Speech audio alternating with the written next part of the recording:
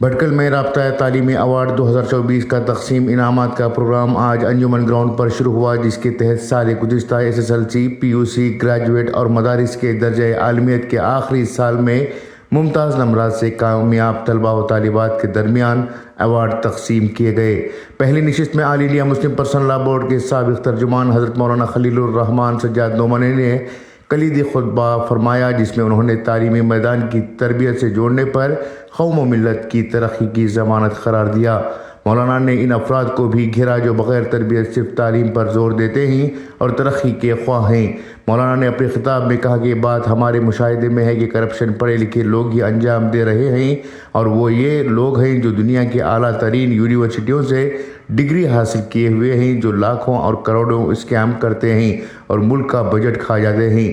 صرف mark sheet کی وجہ سے کسی کو پڑھا لکھا کہا نہیں جا سکتا، لیکن اسے تعلیم یافتہ نہیں کہا جا سکتا، کیونکہ تعلیم یافتہ شخص جھوٹ، خیانت داری سے دور رہتا ہے اور یہ شخص معاشرے میں ایک بہترین انسان ہوتا ہے۔ مولانا نے اس بات پر بھی زور دیتے ہوئے کہا کہ تعلیم کے ساتھ ساتھ تربیت کی بھی فکر کی جائے، اور تربیت ان اخلاقی قدروں کی حفاظت کا نام ہے جس کو یورپ نے نکال باہر کر دیا ہے۔ بھٹکل اور اہلیہ نے بھٹکل کے متعلق اپنے دلی جذبات کا اظہار کرتے ہوئے انہوں نے کہا کہ پورے ملک میں بھٹکل کے مسلمانوں کی ایک خاص پہچان ہے، ان کے دین سے تعلق اور ان کی اپنی تہذیب کے نتیجے میں ہے، جس کو نئی نسل میں منتقل کرنے کی ضرورت ہے۔ مولانا نے اپنی بات جاری رکھتے ہوئے کہا کہ اکثر اسکول صرف تعلیم دے رہے ہیں اور تربیت کے میدان میں وہ بہت پیچھے ہیں، جس کا اعتراف تعلیمی اداروں کے ذمہ داروں کو ہے، اور جہاں تعلیم سے تربیت کو الگ کیا گیا تو پھر تعلیم کا جوہر ختم ہو جاتا ہے۔ تعلیم کے لیے ملک بھر میں اسلامی اسکول کے نام سے ادارے قائم ہیں، جنہیں مسلم اسکول کہا جاتا ہے، لیکن ہر اسکول کو اسلامی اسکول نہیں کہا جا سکتا۔ مولانا نے کہا کہ موبائل اور دیگر ٹیکنالوجی میں ہر چیز تک آسانی کے ساتھ رسائی نے ہمارے بچوں کو کھوکھلا کر دیا ہے۔ رابطہ سوسائٹی کے سیکریٹری جنرل عتیق الرحمن منیری نے کہا کہ خلیج میں مقیم بھٹکلی احباب گرچہ وہ اپنے شہر سے دور رہتے ہیں، لیکن ان کا دل بھٹکل سے لگا ہوا ہے۔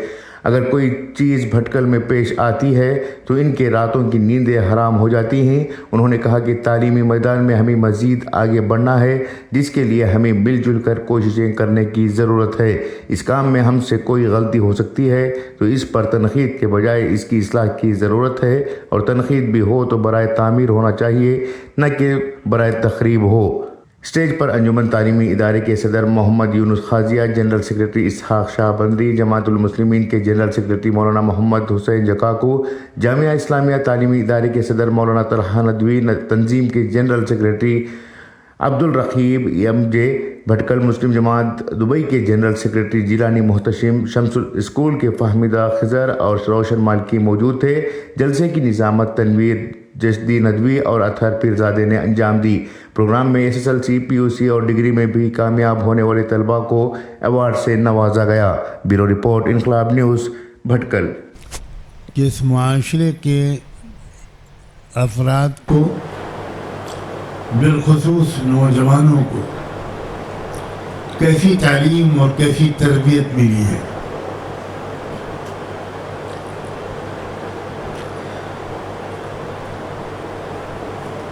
یہ تعلیم و تربیت ہی کا کمال تھا کہ جاہلی معاشرے کو پوری دنیا انسانیت کے لیے آئیڈیل معاشرہ بنا دیا گیا۔ یہ کمال تعلیم و تربیت کا تھا،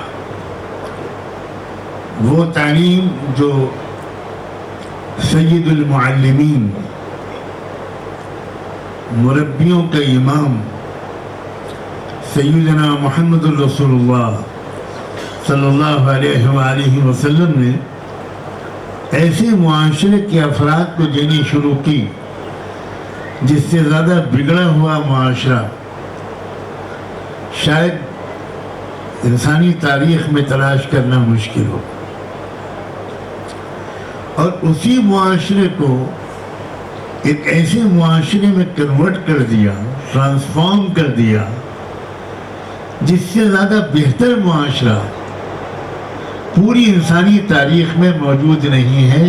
اس بات کا اعتراف سینکڑوں انصاف پسند نان مسلم مورخین و مصنفین نے کیا ہے۔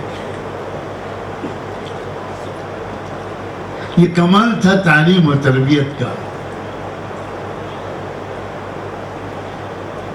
اس میں ایک عنصر یہ تھا کہ معلم جو کچھ سکھاتا تھا اس پر 100% خود عمل کرتا تھا. یہ بہت بڑا فیکٹر ہے. آج کل کا جو سسٹم آف ایجوکیشن ہے اس میں پڑھایا تو جا رہا ہے، سکھایا نہیں جا رہا. دونوں میں بہت فرق ہے. عربی زبان میں علم پڑھنے کو بالکل نہیں کہتے. ہمارے زمانے میں علم کا مفہوم بدل گیا ہے.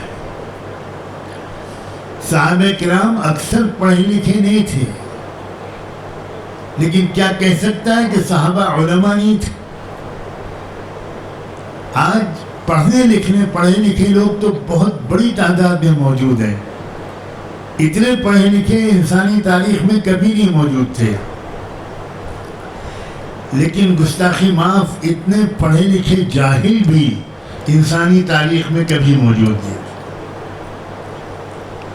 جو کرپشن آج دنیا میں ہو رہا ہے اس بہت پڑھے لکھے لوگ کر رہے ہیں.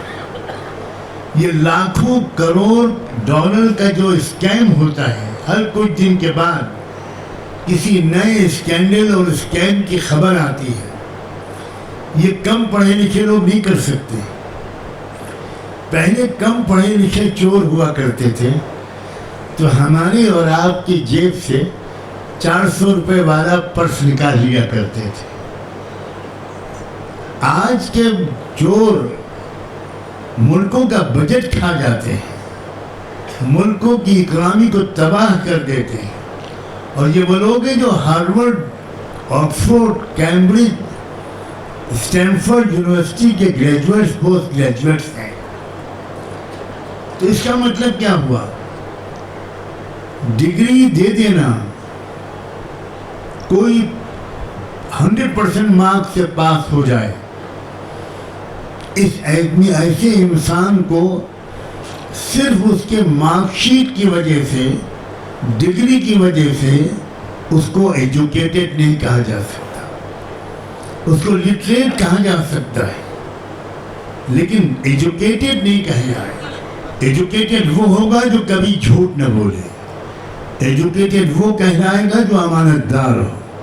ایجوکیٹڈ وہ کہلائے گا جس کے اندر ویلیوز ہوں، جو اخلاقی قدروں پر عمل کرتا ہو، جو اپنے پیرنٹس کی رسپیکٹ کرتا ہو، جو اپنی کمائی کا اچھا خاصا حصہ سماج کی غربت کو دور کرنے پر خرچ کرتا ہو.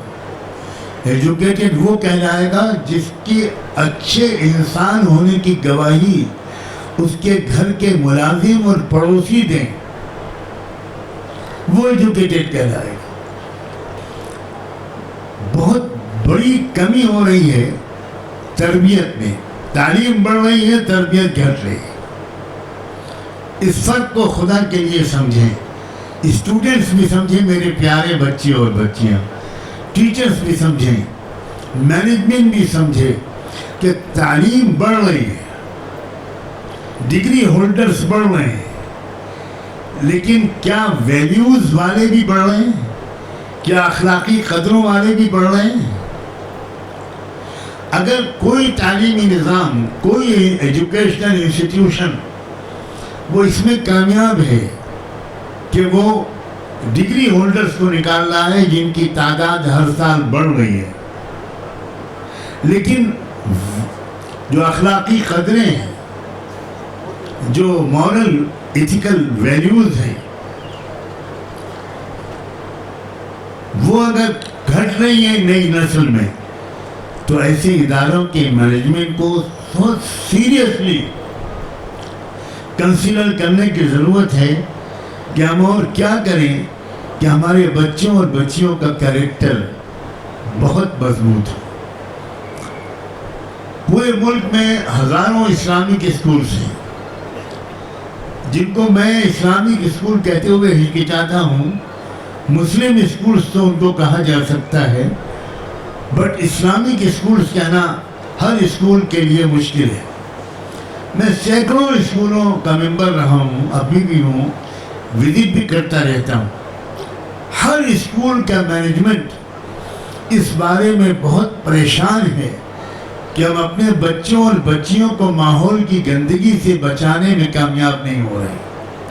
یہ موبائل کا جو آنسلاٹ ہے، یہ جو اس وقت انفارمیشن ٹیکنالوجی کی یلغار ہے، اور وہ جو ہر بچے کی ریچ ہے کہ وہ جو چاہے دیکھیں اور جو چاہے سنیں،